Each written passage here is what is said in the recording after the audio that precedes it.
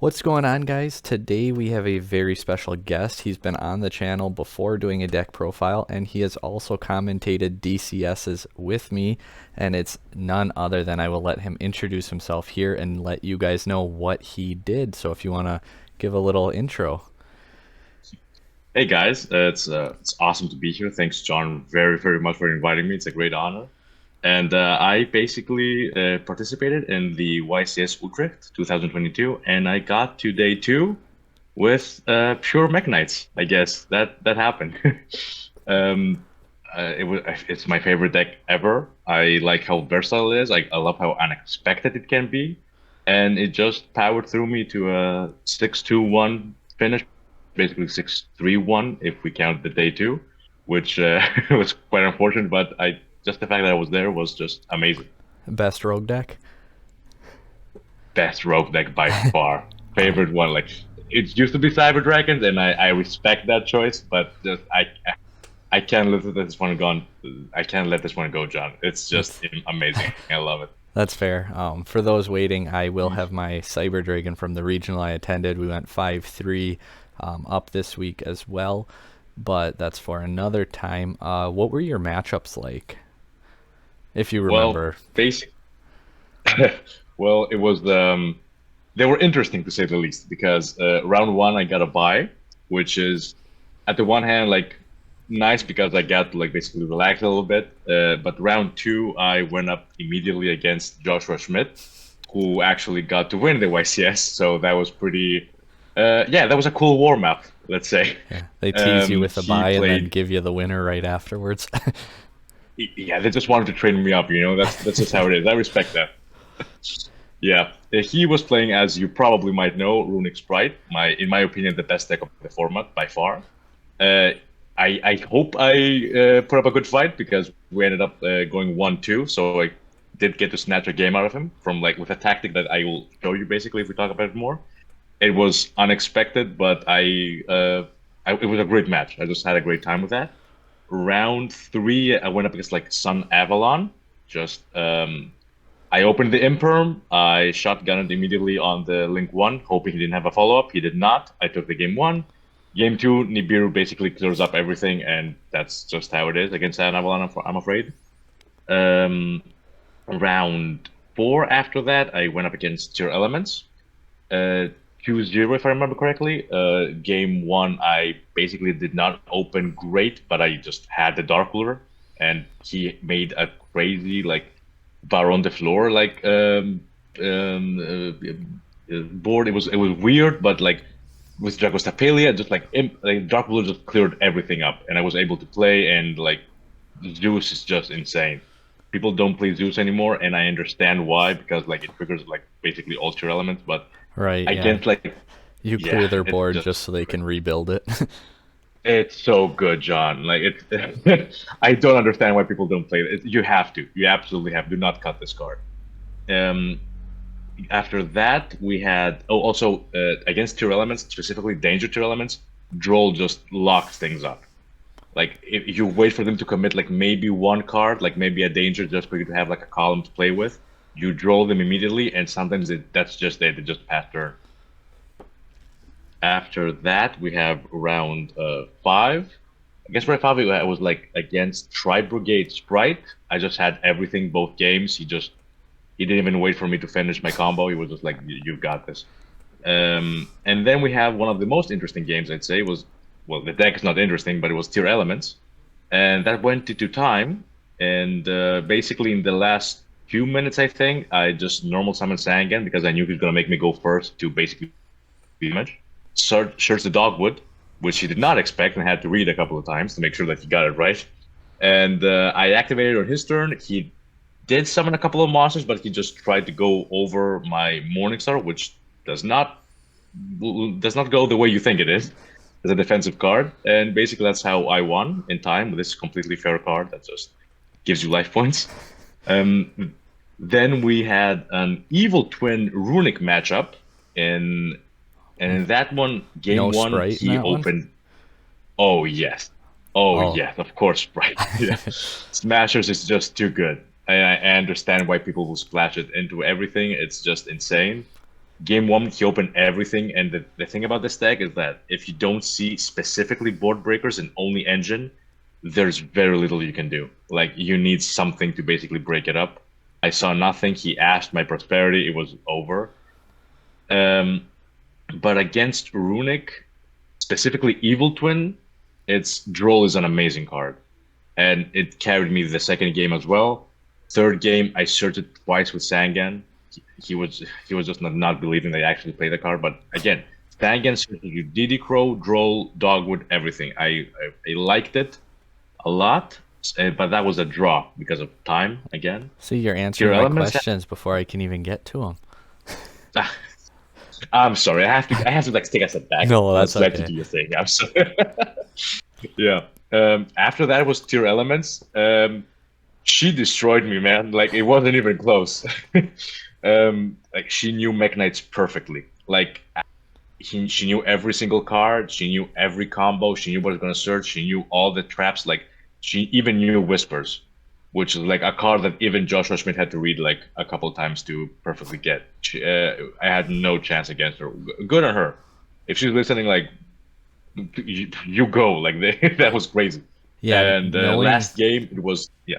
I was gonna say, knowing your opponent's deck is like so invaluable. Like you can't put a value on it. Like leading up to like my regional, I don't think I play tested at all because I'm super comfortable with the deck already, and I didn't Mhm. feel anything I needed to learn. I just spent all my time watching replay videos on decks I planned on going against because I wanted to learn them as well as I knew my deck, just so I could interact with them as efficiently as possible. Yeah, yeah, you absolutely like I think the best like strategy you can have basically is like whatever deck is like really bothering you, just play it for like a couple of weeks. You will see the cracks, you'll see the weak points, you'll see everything, and you see like what cards really mess up with Matter, your combo, and yeah. just decide those. Yeah, yeah. It's insane. What was the deck that really troubled you like going into the regional? Flunder. Yeah, yeah, exactly. And you know what? I didn't see even one matchup against it. Luckily, Not one. I was gonna say I avoided it too, luckily. But I mean, Mm, knowing how the deck functions and everything, I like watch combo mm, videos, watch replay videos, courtesy of like DB Grinder. Like you said, I yeah. played the deck for a little bit too, and I mean, I have friends who play it and kind of gave me pointers as well. But yeah, that was a deck I definitely focused on and made sure I had a handful of ways for it. Droll being a pretty good card against it.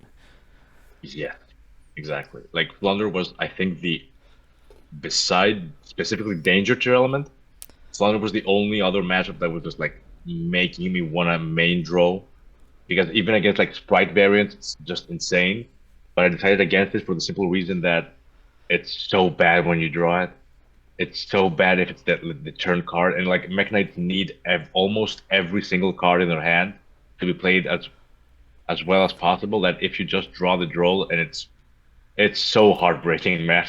It's the worst. In testing, like I drew it so many times, and it's just like I can't do this. I Right, because you cannot. don't even want to normal it and go all Mirage, because then when you search out your gear suit, it's like you can't even normal it now. Exactly, exactly. And I just think it's better than the hand. Like I honestly feel that if you just have draw in the hand, just pass and just pray. Like don't normal summon it. If you have like an insane hand that can follow it up, do it. But if you have like nothing else, just keep it in hand. Right. Yeah. Oh yeah, and the last like round nine was against Exo Sister, which was the one deck I have not practiced enough against because I had to read all the effects to make sure like I knew what was going on. It was not a bad game, just like the opponent took some time with the judge to make sure I can activate the Gears' effect to send while Shifter is active. Like the question was, since Shifter is active and says all cards will be banished, can the Gears send to the grave? And of course he will. Like I'll just spoil it right here. Of course he can basically send or banish whatever I send, but he just didn't want to accept it, or he just want to like maybe throw me off my game a little bit. I got that vibe, but it was not a bad game per se. Just like kind of like saltiness from like if you don't win this game, you don't go day two, and that can just bring something like out Right. And for those wondering why it interacts that of way, it. it's because costs must be paid exactly as written. So if it's cost to send to graveyard, you have to send it to the graveyard, but effects will resolve as much as they can. So it'll attempt to go to the grave, but it will be banished instead, since it sends for effect, not for cost. Just so in case anyone's wondering on that. Yeah, Shifter is just insane. It's the reason, like the second reason, like Flunder is so good. But also, it is also the reason I decided not to have like droplets instead of Dark Ruler, because Droplet was really good in testing. I was able to remove like my own mine and then go for game by also making 2 or maybe 3 monsters like half the attack. But under Shifter, I cannot stop the statue. I cannot do anything because, for those of you wondering, like Droplet stands to the grave for cost, and under Shifter you can't do that. So it's basically useless. But yeah, that was the only reason I went with Dark Ruler instead. Makes sense. I guess we can jump on into the deck list. I'll just run through it quick, and then Sure. ask you any questions I have or that people might have. So 43 cards. It's on the screen now. Everyone can see it. 3 purple, 3 blue, 3 Girsu, double indigo, the 1 red, 1 yellow, and then the World Legacy World Chalice. 3 DD Crows rounding out the monsters. 3 memory, 1 secession, 1 key. Terraforming, 3 of everybody's favorite card, Mystic Mine. 3 prosperity, 3 dark ruler, 2 lightning storm, feather duster, called by. Then the imperms, 3 secret, and our whispers for our main deck. Extra deck, the Dingirsu, Zeus, obviously don't need a whole lot more for XZs. Almirage, Secure Gardener, Link Spider, IP Masquerena, and Galatea. Then double Morningstar, 3 Lib the World Key Blademaster, 1 Spectrum Supreme, 1 Avermax, and 1 Appaloosa. I know before, didn't you like 3 Morningstar, or is that kind of Lib's more important, so Morningstar's the card to get cut, I assume? Basically, yeah. In testing, and like at least the last year, I almost never go into the third Morningstar. Like I sometimes don't even go into the second one, because he, first of all, like the games like end in like 1 or 2 turns at the max now. But Morningstar is not cost effective as much as Lib is, even though he can really turn a game around because people don't read it. But I would always go for 2. I never, in the last year at least, was like, I need a third one. Liv is just does everything by herself. Right. And to go further on that, with Morningstar, what he means is if a MEKK-KNIGHT monster battles a monster in a different column once per turn, it's not destroyed by that battle, and you don't take battle damage from it. So it's kind of, like you had said earlier, a really nice defensive tactic, especially if people don't read it ahead of time. Yeah, it's not even like once per, like you can just move him around with Indigo, which Indigo, by the way, is not a hard once per turn. So if you have 2 on the field, you are free to just move like MEKK-KNIGHTs around twice. And yes, you can move Morningstar from the extra monster zone to any main monster zone you want. It's insane, and it doesn't like create a replay because the number of monsters on the field has not changed. It's just the position on the field. Right. So he can just redeclare with a different monster. Otherwise, I think your MEKK-KNIGHTs are pretty standard. I know for a little bit, green was played as a one-of. Is that just not something you're a fan of, or is it kind of not the format for it? I like green a lot. I know people hate on it, but it's a version. It's basically when he attacks a monster in the same column as he is, on declaration, he is able to target a MEKK-KNIGHT in the grave and add it to the hand. It's really good if like maybe red or yellow are in the grave and I don't want to waste like a secrets on them or a succession. And he's also a name, which means I can just discard him for Morningstar if I just want to search something. But in testing, he was just sometimes the only MEKK-KNIGHT I had in the hand, and I was just hoping for something else, like maybe a board breaker. Like he was just cut for cost, to cut down the number of cards in the deck. It's unfortunate, but he just had to go. That's fair. 6 hand traps. How did you feel with Crow and Imperm versus, say, Ash Blossom is obviously one of the more common ones, or even Nibiru in the main has seen more play. How do you feel with those 2? I do not regret putting Nibiru in the side deck, although he would have come up, and maybe I should have done that because specifically I went up against like a lot of like not a lot, but a lot of like some of tier elements, and he would have come in clutch many times. Unfortunately, uh, but like against like Flunder or Sprite, he would not have. So yeah, hindsight. In hindsight, I should have done it, but I do not. I do not think it was the wrong call for the specific meta right now. Crow was amazing. Every time I saw Crow, I was able to use it in a good way. Like I would banish whatever Huffness milled on my turn. I would banish um, any tier element that was just activating when I didn't want it to. I banished the big guy once when he was trying to special summon himself. Crow was crazy, but Imperm was the MVP. And Imperm was just like round 6. I drew 2 of them. I Imperm the Kid Kalos and I Imperm also the Rhino Heart.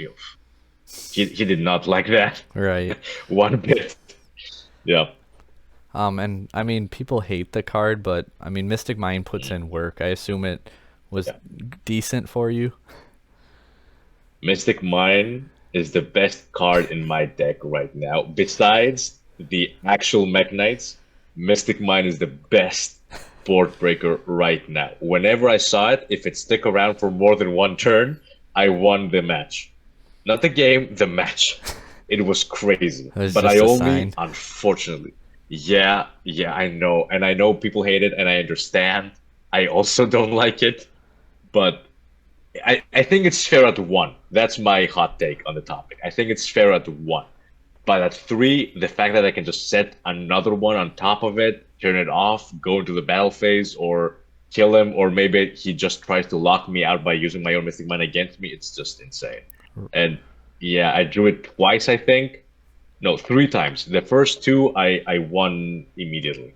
The third time was against Jay Quincy. That he was my day 2 opponent, unfortunately, one of the best players in the world.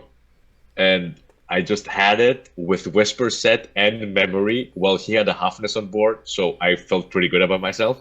He activates Harpy's Feather Duster. I'm like, cool, I'm gonna chain memory and Whispers so I can negate that and then tag out with a purple. But he chained Cosmic immediately, and that was just the end of the game. Like, there was no coming back. Yeah. But otherwise, we have your side deck too. The Nibiru and Drolls we kind of talked about already. Uh, Yeah. I was going to ask you about this whole Sangan and Spooky Dog word, but doing your replay Yeah. or match recap, you kind of touched on that already, the utility that Sangan provides and just people not being ready for it. Obviously, Dogwood Yeah. for time, you're not assuming that you're not putting it in for just standard circumstances, and triple Yeah. Cosmic Cyclone. Assuming you want to decide it, because being a quick play, if you try to use it for a column, you then can't obviously use it the same turn that you set it, being, well, quick play, like we mentioned. Otherwise, or did you just not feel the need for more removal? Because you did have the Lightning Storms and the Feather Duster mained. Yeah, that was my biggest. I think that was the number one mistake. Like, Dark Ruler did not come up as often. When it did, it was perfect. Don't get me wrong. The card is amazing and should definitely be played, maybe in the main deck, definitely in the side if you're not. But Lightning Storm, man, I missed it.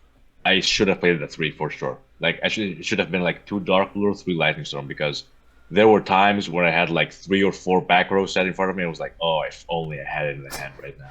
Right. But Yeah. yeah, otherwise I think the list is pretty solid and straightforward. Congratulations on your day 2. Before we go though, what do you think about the Darkwing Blast coming up and the format we're headed into?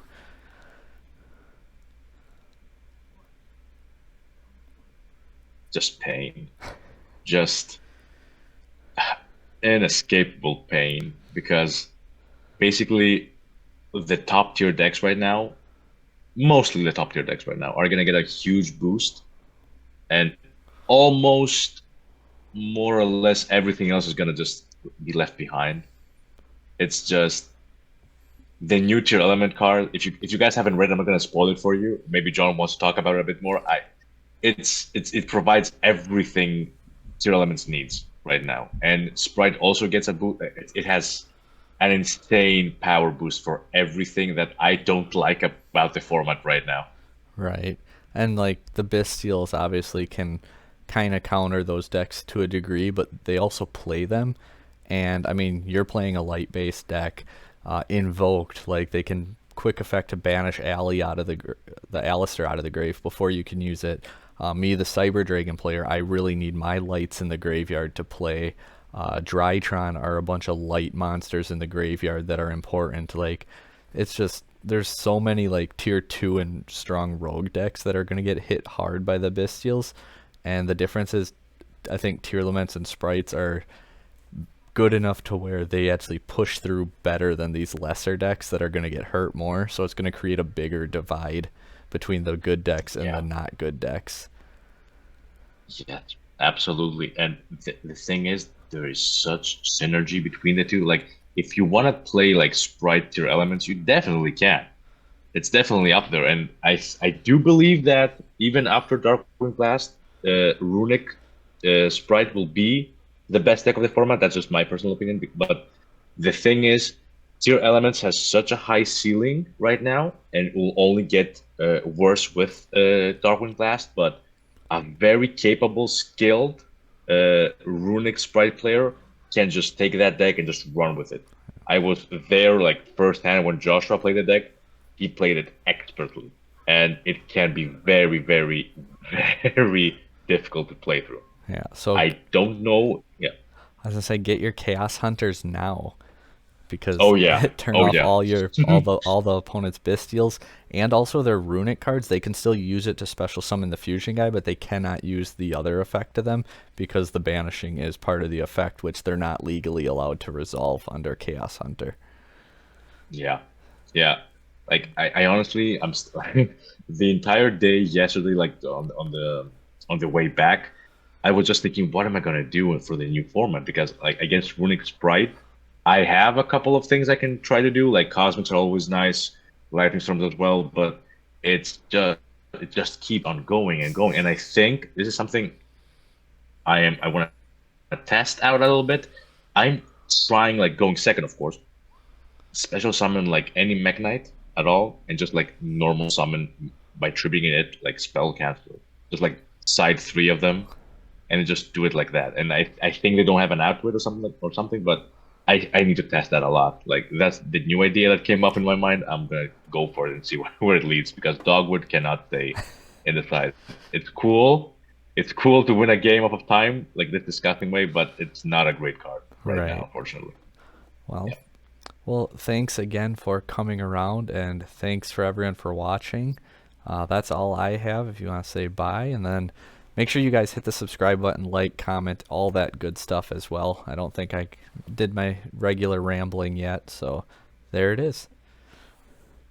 Thank you so much for having me. Yeah, guys, just subscribe and like, and just a few shout outs to basically Team Set Pass for having me here. Oh yeah, any And other also shoutouts? yeah, yeah basically just like Team Hyrule, like my team, my guys, we went together, we played together, we lost together. BB Berlin for always hosting the tournaments and just like teaching me how to play, basically. And lastly, but definitely not least, Shannon Long. In my opinion, the best MEKK-KNIGHT player right now. He's basically the reason I was introduced to MEKK-KNIGHT, and I just fell in love with the deck immediately. Thank you so much, John. Yeah, no problem. And take care to everyone else.